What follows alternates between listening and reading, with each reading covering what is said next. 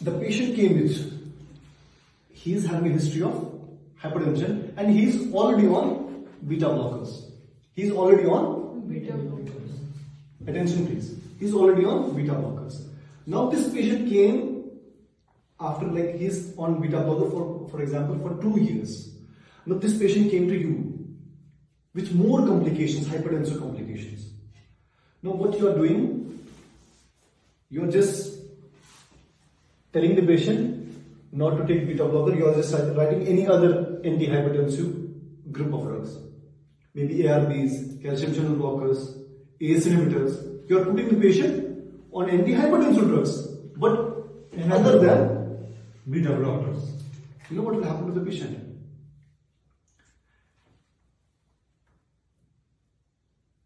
We have taken off the beta blocker.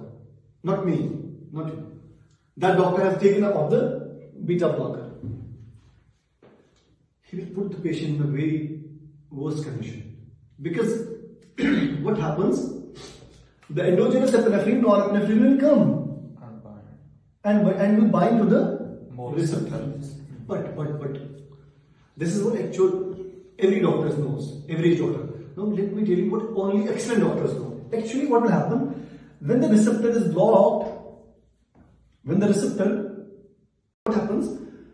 When you have blocked the receptors for a long time, this is not getting any signal. So what it does, it thinks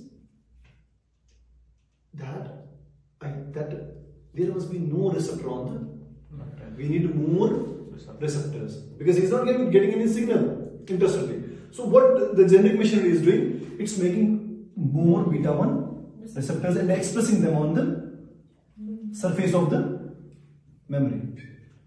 Now this doctor who just took off the propranolol, for example, and started some other drug, when this beta blocker is removed off, how many receptors are there? Now there are like a large number of receptors on the membrane.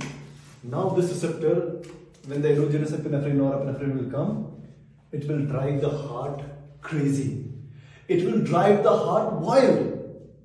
And it may be a difficult situation. The patient may be in the danger and your professional career will also be in the danger. So what to do in these situations? What to do? Don't change a drug immediately. You can just wipe some portions of the drug slowly, but just don't immediately stop the drug. You know what we call this condition? That the expression of the receptors here, we call it upregulation. We call it upregulation of the receptors.